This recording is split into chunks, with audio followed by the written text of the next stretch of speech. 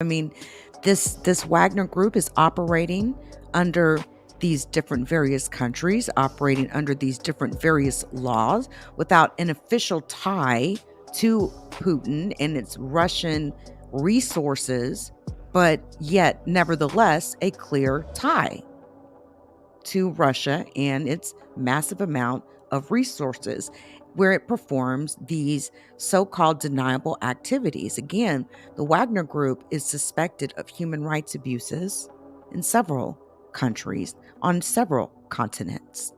Since it appeared in Ukraine in 2014, its operatives have been identified as working in Libya, Syria, and other countries in sub Saharan Africa, including the Central African Republic, Mozambique, Sudan, and now Mali.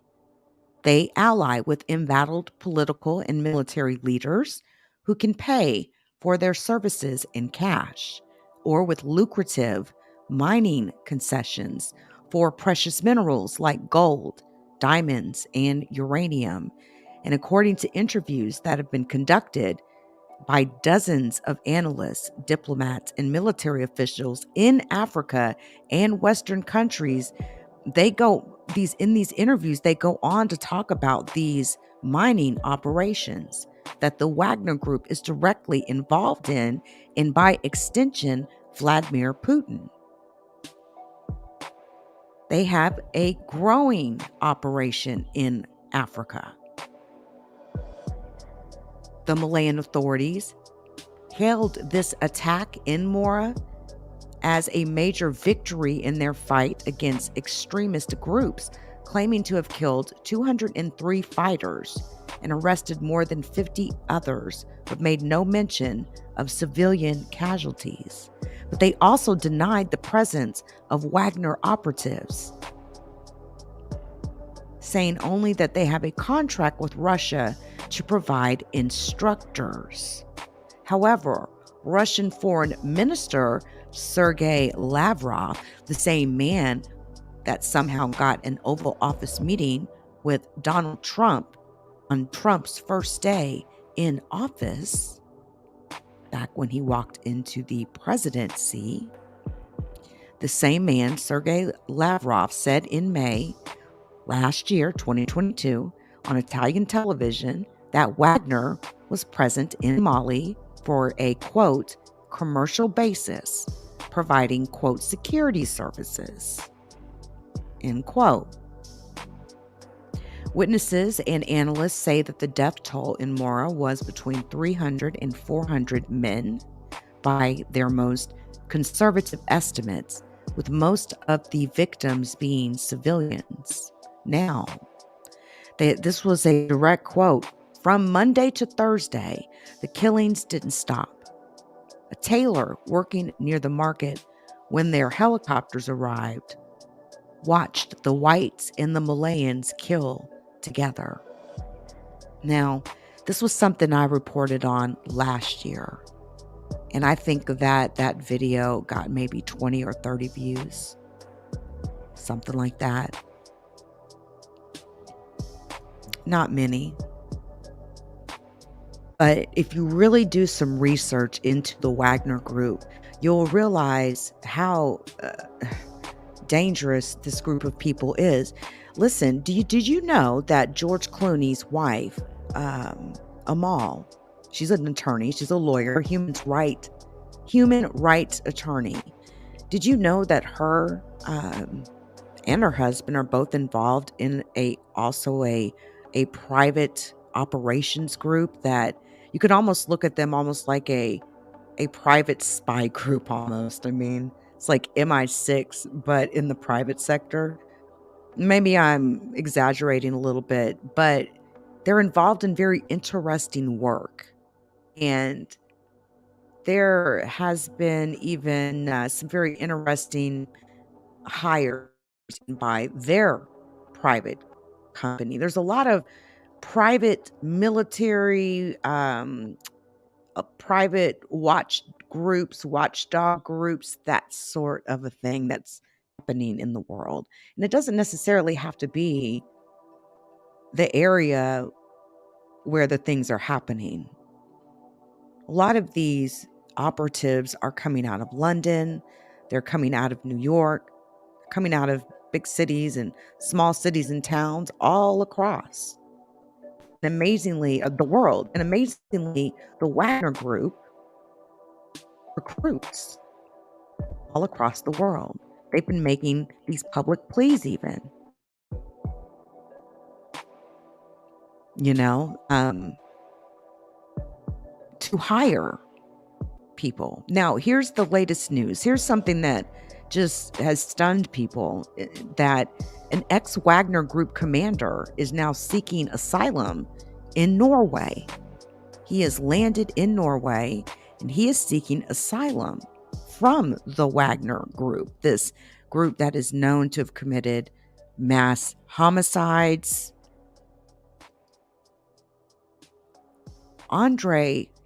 Age 26-year-old Andrei Medvedev, I don't know if I'm even saying that right, has deserted the Wagner Group after reportedly witnessing war crimes in Ukraine and is willing to reveal what he saw, according to his lawyer.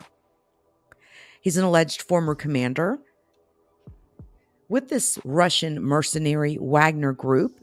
He is now seeking asylum in Norway. Authorities say that he's deserted the organization and that this organization has played a central role in some of the biggest, most major battles that have happened in the Ukraine and Russian conflict so far. He apparently crossed the border into Norway about 2 a.m. last Friday, where he was arrested and detained by border guards. The Norwegian Directorate of Immigration confirmed to the Associated Press that Andrei sought shelter in the country, but for reasons of security and privacy, cannot comment further, on his situation. But the police would not confirm his identity. Okay. And all they would say was that there was a man that was detained by Norwegian border guards and Norwegian police around, 1:58 a.m. on Friday morning, but, 2 a.m., right? And saying immediately that he has applied for asylum in Norway and told the BBC that he was going to be held in Oslo, where he will face charges of illegally entering the country, and that he deserted after witnessing war crimes in Ukraine. His attorney has said that although the man is no longer in custody, like in a jail cell, he is in a safe place currently while he's awaiting asylum in Norway, while he's awaiting for his case to be analyzed, and that if he gets asylum in Norway, that accusations of illegal entry would be dropped against him, that charge that he's facing. He is saying that he will speak about his experiences in the Wagner Group to people who are investigating war crimes. He also alleges that he served as a unit commander in charge of between 5 and 10 soldiers. Norwegian police said they were notified late last Thursday by Russian border guards who discovered traces in the snow that could indicate someone had crossed the border illegally. Apparently, he must have physically walked over, or there must have been some sort of trek. That would be interesting to get more information on that. But apparently, he had been on the run and had defected from the Wagner Group for a little while.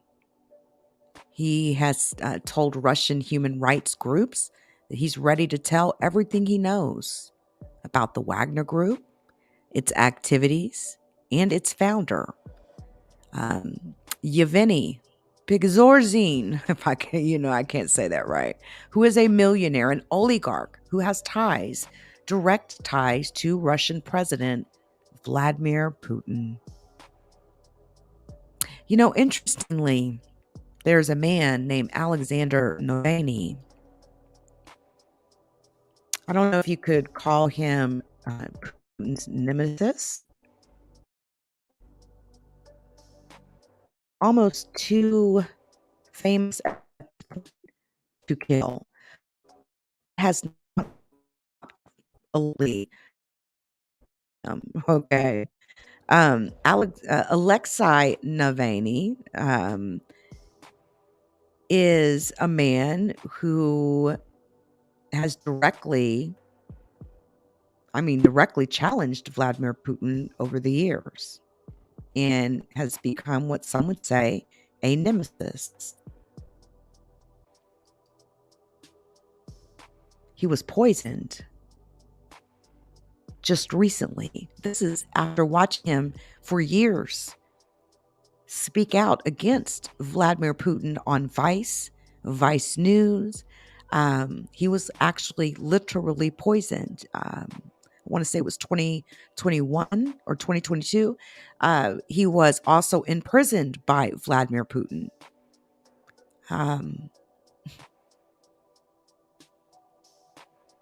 It's not the first time we've seen certain people or people that have worked as spies in a former lifetime be poisoned. He's been the most prominent opponent of Russian President Vladimir Putin to this day. He's currently being kept in a cell at a maximum security prison right outside of Moscow. So because, Russia couldn't kill him, so when he, flew to Moscow, he was in prison. And he's been in prison ever since. Germany even spoke out on this, on Vaney, wanting him to get medical assistance. But Russia, they're not trying to hear it, you guys. They're really not. They're not trying to hear it. This Wagner group is just as mysterious as they sound, guys. And I encourage you all to go look up the story on the Mali massacre. It's also known as, I think it's Bagato or the Arbado massacre. But yes, we're talking about several instances in Mali where these Russian mercenaries are literally just going on killing sprees of civilians. Happened in Bucha, from my understanding, and so these behaviors are also they're showing up as well, from my understanding, in Ukraine. But I'm talking about the things that have happened in Africa by this so-called private army who's operated also in Syria and other Arab countries. Oh my gosh, there's been so many stories. There was this one, guys, before I get out of here, I want to tell you about this one story. And I'm going to also drop a link. This is titled The Wagner Group Massacre. All right. The victims were bloated and deformed. They could only, these people that were trying to identify their friends were only able to identify them by their clothing. And they were actively massacring people. It's getting out to the news. The New York Times is putting these stories out, the Washington Post, and that's all they can do. But yet the massacres continued. As the French continued to withdraw from Mali, these Russian mercenaries continued to massacre as they filled their empty spots. There was prisoners, these people that they had taken prisoner, that they would just literally slowly go through this group of prisoners and execute them. If a man's beard was too long, if his clothes were too Islamic, if he looked anything like a jihadist, he would be executed. When enough people were selected, they were then marched to a nearby building and shot to death. There was nowhere to hide in Mora when this massacre went down. And this Mora is in central Mali. They came on their big, Black Hawk helicopters. They're there with government soldiers. and translators. If locals tried to run, they were being gunned down. They didn't even take time to tie their hands or blindfold them. They just executed them. Some even while they were still walking. One bullet, that was it. Just a kill shot. They also executed a 10-year-old child.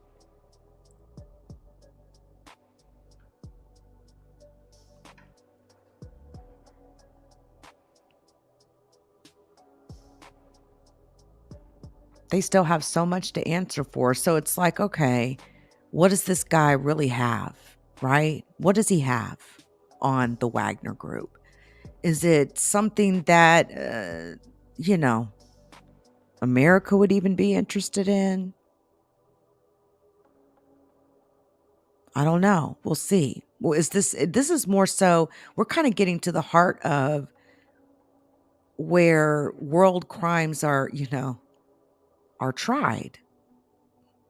Let's not forget about Oslo, right? I mean, there are some situations in which someone may be tried on the world stage for war crimes.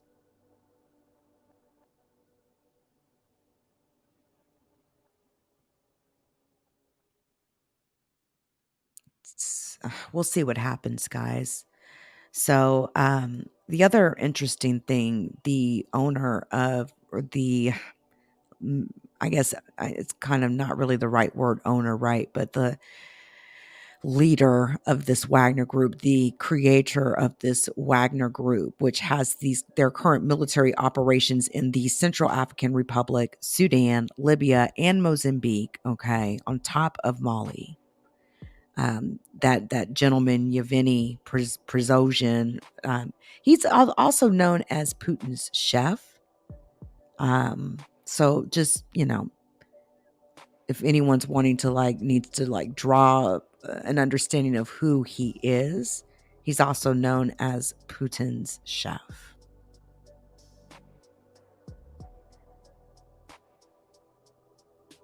It's interesting how a chef can own a killer private, a personal private army full of killers.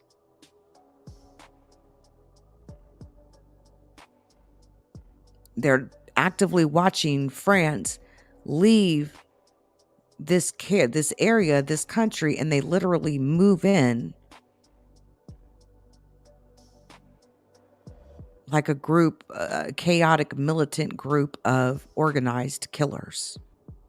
And that's what's scary about the Wagner Group. And that's what's scary about some of the things that the Wagner Group may be involved in across the world. So there may be very good information that this former commander may have. We'll have to wait and find out, guys. Before I get up out of here, allow me to run one of my commercials. Shout out to the LeakU community. Please join us on Spotify, Apple Podcasts, Google Podcasts, and Amazon Music.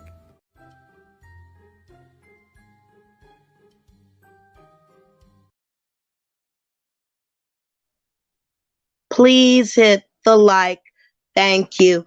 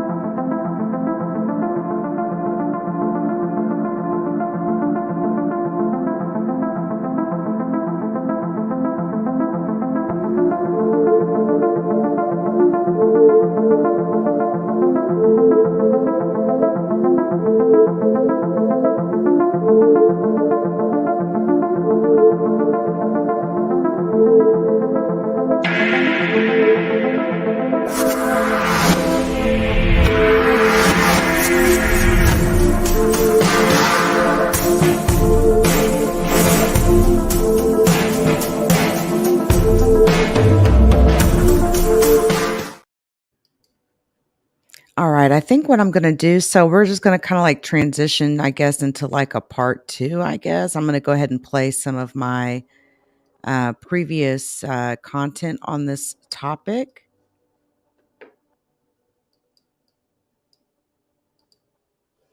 Give me 1 second here.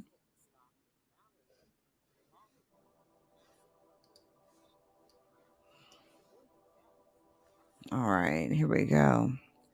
Mercenaries of the Wagner Group began operating alongside the military there. Just this past March, hundreds of people were actually executed. This happened in the village of Mora in Africa. Hey, Gloria. Well, this is happening in the that part of the world, right? Massacres. And this isn't the only time that we've heard stories about the Wagner group. We talked about how the Wagner group has people also operating around mines in Africa.